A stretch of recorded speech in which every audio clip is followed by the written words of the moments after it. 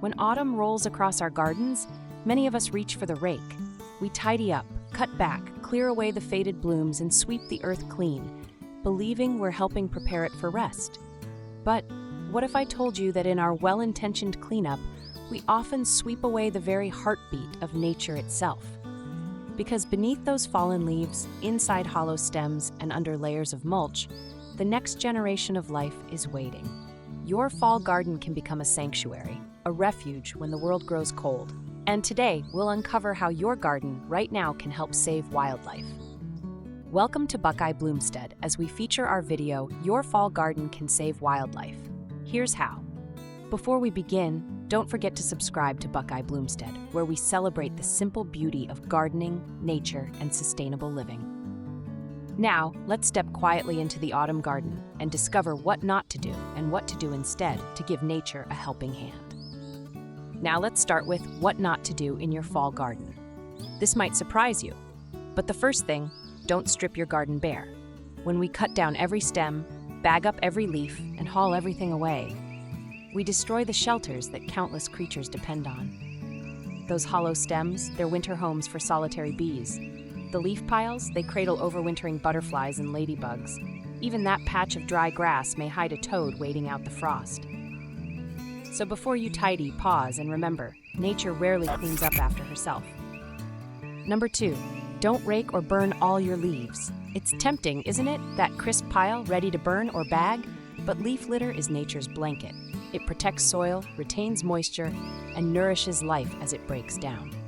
Each leaf holds the story of your garden, returning nutrients to the soil in spring. In colder regions like Ohio and the Midwest, those layers insulate roots from deep frost.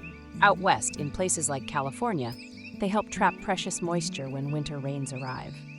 If you must rake, move leaves into beds, around trees, or into compost. Don't discard them. Next, don't disturb or relocate every fallen branch or brush pile. That messy corner may look untidy to us, but to wildlife, it's prime real estate. Small mammals, wrens, and insects seek refuge there. A single brush pile can house dozens of species through winter storms. Now this one is really important. Whatever you do, don't rely on chemical sprays. Autumn pest control may feel responsible, but those sprays don't discriminate. They harm beneficial insects too. Your ladybugs, lacewings, and native bees need safe places to overwinter. Instead, let nature balance itself. The predators will return in spring if we let them survive the winter. Number 5, don't forget your water sources. As temperatures drop, many water dishes freeze, and birds lose access to liquid water.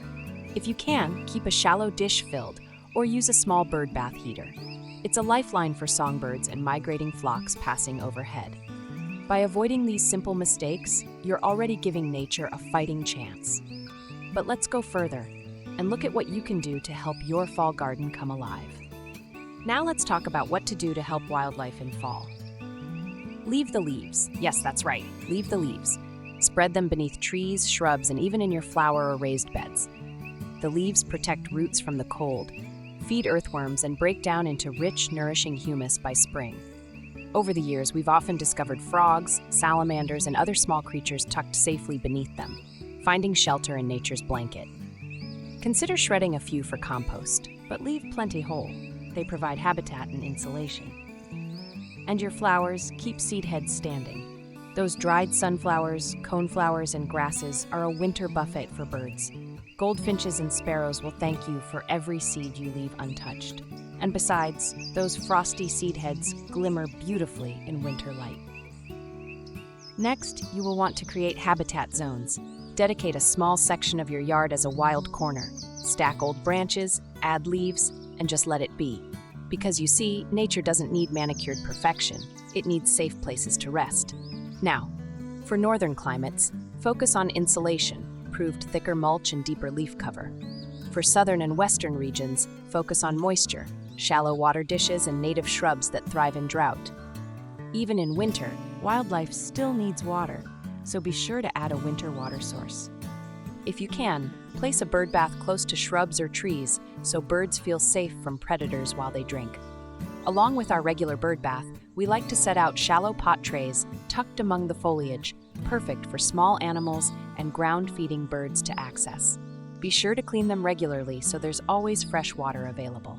A simple bird bath heater or even a dark basin that absorbs sunlight can keep the water naturally thawed through chilly days. Number 5. Feed wisely. As the days grow shorter and food becomes scarce, your garden can become a vital lifeline. High-energy foods like suet, sunflower hearts, and unsalted peanuts give birds the extra fuel they need to survive cold nights. We like to hang suet cakes near dense shrubs or evergreens, places where small songbirds can dart for cover if a hawk swoops by. Avoid offering bread or processed scraps. Though given with love, they offer little nutrition and can upset a bird's delicate system. Instead, focus on seeds and natural fats, the same foods they'd find in the wild. And remember, a dirty feeder can do more harm than good. Clean them every week or two, especially during damp weather, to prevent mold and the spread of disease. Think of your feeders as a tiny cafe, one that should always serve fresh, wholesome meals in a clean setting. Now, let's talk about one of the most important parts of any garden, our pollinators. It may surprise some gardeners, but fall is actually one of the best times to plant. The soil stays warm even as the air cools, encouraging roots to settle deeply before winter's rest. Then when spring returns, those same plants awaken strong and ready to bloom. Choose native perennials like asters, goldenrod, echinacea, and milkweed. They offer food, nectar, and safe shelter for pollinators and beneficial insects. A single clump of asters, alive with late-season bees, can sustain an entire micro-ecosystem before the first frost. If you live in the West, where winters are milder, plant drought-tolerant natives such as salvia, manzanita, or California fuchsia. Their winter blooms provide precious nectar when little else is flowering. Each plant you add becomes a promise, a small act of kindness that ripples through the web of life long after the season ends. Another important part of the garden in fall is to keep compost piles active. Your compost heap may look quiet on the surface, but beneath the layers lies an entire hidden world, warm, alive, and humming with activity. Beetles, worms, fungi, and microbes work tirelessly through winter's chill, breaking down every leaf, stem, and scrap into the dark, rich humus that gives your garden life. To keep this ecosystem thriving, turn your compost gently every few weeks to introduce air, and feed it regularly with kitchen scraps, plant trimmings, and shredded leaves. Avoid overwatering. A damp, crumbly texture is perfect. We like to think of the compost pile as the heart of the garden, quietly beating beneath the frost, transforming waste into nourishment. When spring arrives, it will be ready to return that life to your soil. Number 8. Offer nesting materials. As winter deepens, the first signs of next year's life begin to stir. Birds, squirrels, and even small mammals start preparing their nests long before we see the first buds on the trees. You can help them by providing natural nesting materials. Small tufts of pet fur, straw, or even shredded paper placed in mesh bags or suet cages. Hang them near trees or shrubs where wildlife already feels safe. We've watched chickadees and finches tug at bits of fur in early spring, each strand carried off to line a future nest. It's a small gesture, but in nature, even the smallest gestures can ripple outward in beautiful ways. Number 9. Let there be layers. A thriving garden mirrors the wild, full of layers, depth, and diversity. Ground covers like creeping thyme protect the soil. Shrubs and perennials offer shelter and food. Tall trees provide canopies that shield and host entire communities. Each level supports a different form of life, from earthworms below to birds and butterflies above. Together, they weave a living tapestry where every thread matters. When you look at your garden, imagine it as a neighborhood, one filled with residents of every size and shape. Some work the night shift, some the day. Some live underground, others in the sky. All of them depend on one another and on you. 10. Observe before you act. This may be the most important lesson of all. Before cutting, raking, or clearing, pause. Take a quiet moment to look. Really look. You might notice a cocoon tucked beneath a curled leaf, a chrysalis hidden on a stem, or a small bird gathering seed from a dried flower head. The more you observe, the more you'll realize that the garden is never truly still. Even in winter's slumber, it's alive, whispering, breathing, preparing. So listen to your garden. It will tell you what it needs, and when you answer with patience and care, it rewards you with abundance and peace. As the seasons shift, it's easy to think the garden is done for the year, that life has packed up and moved on until spring. But if you look closely, you'll see it's still very much alive. A ladybug nestled under a leaf, a wren darting through dried stems, a squirrel caching acorns under the old oak tree. Every rustle, every flicker of movement is a reminder that the story of your garden doesn't end with the harvest. It continues quietly, in 1,000 small ways, all winter long. Even now, your choices, what you leave, what you plant, what you protect, ripple outward through the web of life. And that's the beauty of it all. A simple backyard can truly make a difference. I'd love to know, how do you help wildlife in your garden? Do you leave a few seed heads standing, build a brush pile, or maybe keep a water dish filled for thirsty visitors? Share your ideas in the comments.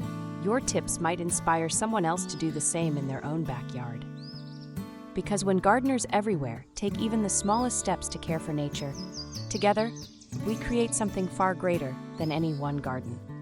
We create a refuge, a living network that sustains life through every season. So as autumn settles in and the last leaves drift to the ground, take a moment to see your garden not just as a collection of plants, but as a living community.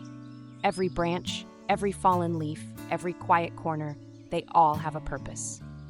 They shelter, they feed, they protect.